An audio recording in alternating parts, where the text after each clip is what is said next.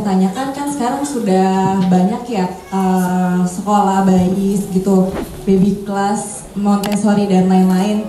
Yang mau saya tanyakan seberapa efektifkah atau baik gitu kan untuk pendidikan bayi, dan kalau untuk pendidikan anak di usia dini itu sebaiknya dari usia berapa ya efektifnya dan sebaiknya gimana gitu Bu? Bu, terima kasih. Yang nomor 2, yang mana yang pakai baju hitam itu? Yang mana Mbak? Ya itu, hijab warna orange. Oh, nama saya Katrin. Katrin. Ya, pertanyaan saya ada 3. Yang pertama, sampai batas umur berapa anak dikatakan tidak terlambat tumbuh gigi?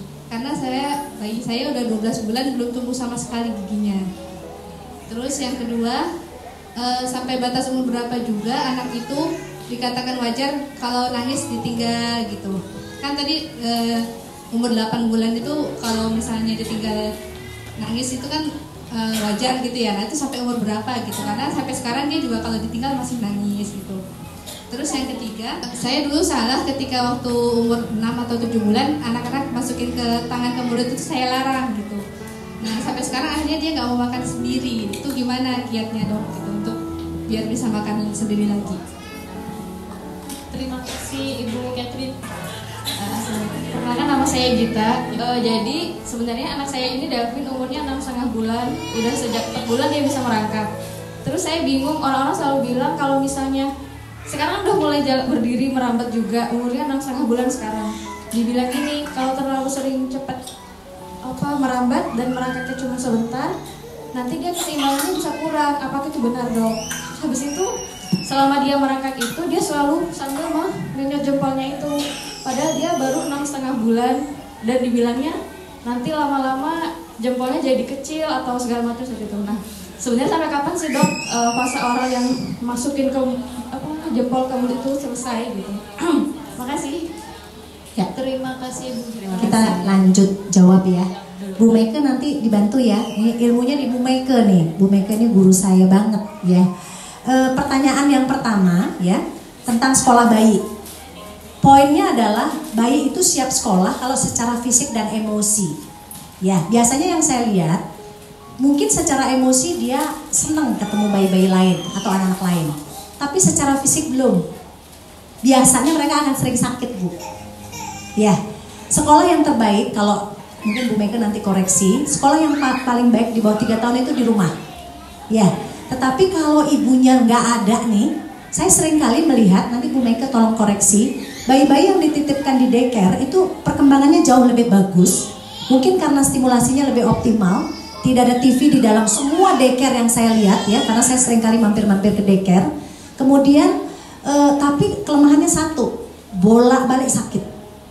Ya, jadi secara emosi mungkin dia suka, seneng, tetapi secara fisik tidak siap.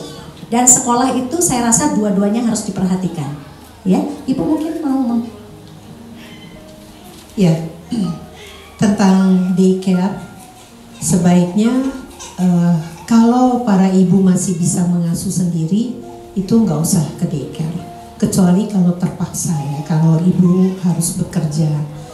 Karena kalau tadi Dokter Tiwi mengatakan dari segi emosi dan mungkin keterampilan mereka banyak mendapat rangsangan gitu ya, untuk bicara juga komunikasi lebih baik.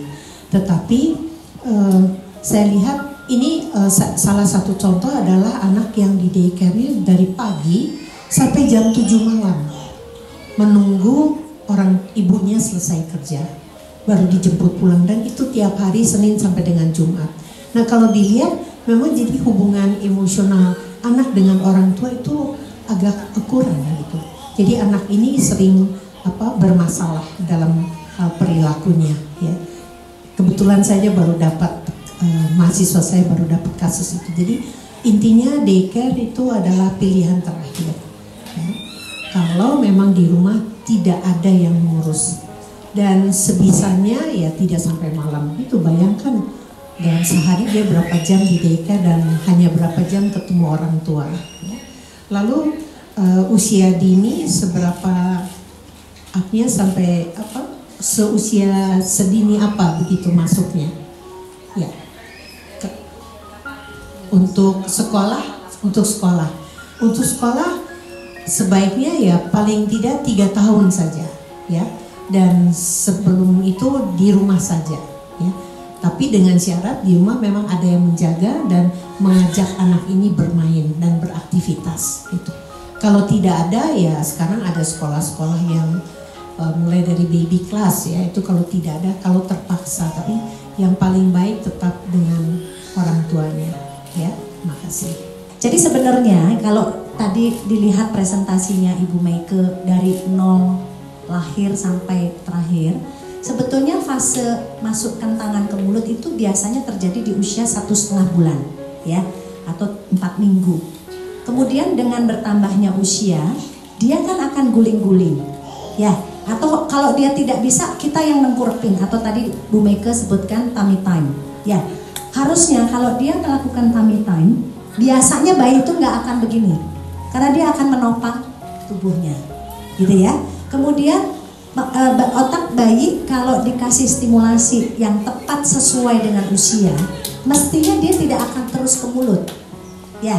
Atau seperti tadi Catherine bilang ya, kalau di waktu umur dini dia lagi begini, seringkali ibu-ibu melarang itu, takutnya unyut sampai gede, seringkali begitu. Sebetulnya kalau kita berikan stimulasi yang maksimal, nggak akan dia asik dengan jempolnya. Artinya kalau dia asik sama jempolnya, arti stimulasinya tidak optimal. Harusnya dia merayap, ya. Jadi terus saja telentang, ya. Jadi kalau usia 3 bulan, saya malah seringkali 1,5-2 bulan tengkurupin aja banyak, ya. Tapi bayinya tidak boleh nangis. Ya, kalau nangis dia nggak nyaman. Nangis itu tanda bayi tidak nyaman. Ya, jadi tentu saja kita harus cari waktunya. Kalau ibu sering main sama bayi, ya, saya ingat tuh dulu Mira lagi nih ya. Jadi karena sering kirim video ya. Kalau nangis atau dia udah protes, dikasih sesuatu, misalnya benda-benda yang membuat dia berhenti lagi. Ya, jadi misalnya, oh yang terletak, oh dia ini lagi, atau ibunya nyamperin. Artinya malah bayi saya lihat kalau tengkurap dan kita main sama dia berasumsi, oh kalau tengkurap waktunya main, karena mama papa akan ajak main. Justru tengkurap menjadi aktivitas yang asik buat dia. Tapi jangan ditengkurapin kayak dihukum, dibiarin aja gitu. Ya, jadi artinya bayi akan tentu saja merasa itu pengalaman yang tidak nyaman. Ya, sehingga dia akan setiap kali tengkurap nangis. Pelan-pelan melakukannya ya, misalnya kalau yang baru lahir 1,5-2 bulan masih sering jemur, waktu jemur misalnya ya sebentar ya 5 menit, 10 menit, lama-lama akan candi panjang. Nanti 3-4 bulan dia udah guling-guling, 4-5 bulan dia mulai merayap. Kasih benda sedikit, tadi Bu Meike juga udah bilang kasih benda sedikit, maksudnya jangan terlalu jauh, dia bisa mencapai, jangan terlalu dekat juga. Jadi kalau bayi itu kayak sabun ya, nggak boleh terlalu kenceng megangnya, dia jadi banyak gitu, tapi nggak boleh terlalu longgar, lepas dia. Ya, jadi artinya kita harus memberikan stimulasi yang tepat pada saat anaknya nyaman, ya, sesuai dengan usia. Ya, itu ya. Sehingga kalau dia nanti ini sebetulnya kalau tadi yang ke mulut itu fase perkembangan oral motor ya. Jadi itu banyak juga di video kami oleh Dr. Loh Yuni. Salah satu yang tadi Bu Meike bilang bahwa kita punya nih parenting class tentang makanan pendamping. Itu sebetulnya arahnya anak-anak bayi yang masih banyak ke mulut itu biasanya, atau GTM deh istilahnya ibu-ibu, pasti ada sesuatu yang tidak diberi kesempatan di awal, ya, sehingga dia udah waktunya dia ngunyah dia nggak bisa, ya, karena mulut itu adalah kalau Dr. Loh bilang selalu jendela dunianya si bayi. Semua dia belajar dari mulutnya awalnya. Setelah itu masih banyak cara dia belajar. Nah, kalau kita paham tahap-tahap perkembangannya itu, misalnya nanti dia begini, tapi terus kita kasih makan dengan sendok. Jadi dia dapat input yang sesuai dengan usianya, sehingga aktivitas ke mulut itu pasti akan berkurang. Atau misalnya dia yang tadi merayap merangkak umur 6 bulan sekarang udah merangkak, nggak mungkin dia ke mulut dong dia bisa merangkak, iya kan? Kalau misalnya dia udah fasenya berdiri, nggak mungkin dia ke mulut karena dia difasilitasi berdiri. Tapi dia bisa ke mulut kalau ibu gendong terus, atau ibu taruh di box terus misalnya, sehingga dia tidak punya waktu atau tempat untuk eksplorasi. Ya, jadi tahap perkembangannya jadi tidak terfasilitasi. Sebetulnya itu tujuan kita mengumpulkan di sini supaya ibu amati tahap-tahap perkembangan itu, atau paling enggak ibu tahu tonggak-tonggak perkembangan bayi sehingga ibu memberikan stimulasi sesuai dengan usianya. Ya, mengenai tumbuh gigi, sebetulnya gigi itu boleh tidak tumbuh sampai 18 bulan.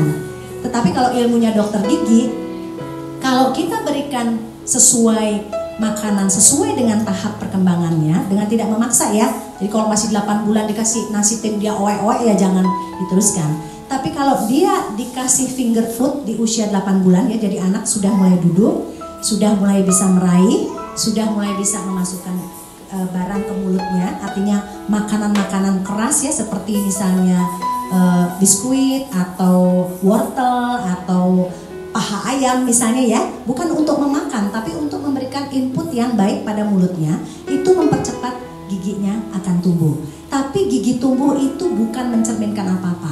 Ya, jadi artinya mau sekarang tumbuh 5 bulan atau nanti 12 bulan atau 14 bulan itu tidak berarti apa-apa. Jadi artinya rangsangan terhadap bayi yang sudah mulai bisa keren ngunyah 8 bulan ya jangan di blender terus, sehingga dia akan memperlambat tumbuhnya gigi kalau dilihat dari aspek itu. Tetapi sebetulnya kalau dia udah tumbuh satu, tunggu aja nanti akan lengkap. Ya, yang penting nutrisi yang masuk cukup, gitu ya. Ibu mungkin ada tambahan, silakan.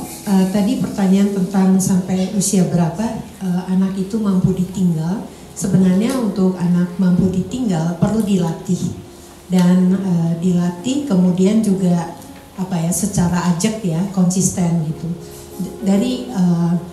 Dan kalau anak tidak mau ditinggal itu bisa juga menjadi pertanda attachmentnya insecure ya, jadi kelekatan walaupun ibu ada terus di dekat dia tetapi dia insecure, dan itu yang harus dilatih. Jadi kalau misalnya saja ibu mau ke kamar kecil kemudian anak ini ingin ikut, jangan dituruti kemauannya. Jadi bilang saja bahwa ibu mau pipis dulu, kamu tunggu di sini. Mungkin dia menangis, nggak apa-apa, kan pipis juga paling lama berapa menit gitu ya. Tapi dia belajar. Nanti juga akan diterapkan ketika ibunya harus pergi keluar misalnya untuk bekerja atau untuk beli kebutuhan tertentu. Jangan sampai anak ini ibu jangan sampai pergi diam-diam ya, sembunyi-sembunyi, karena anak ini makin cemas nanti ya. Paling dia ketika ditinggal itu akan menangis, biarkan orang rumah yang menangani dia, toh dia akan lihat ibunya balik lagi gitu. Jadi perlu dilatih ya Bu ya.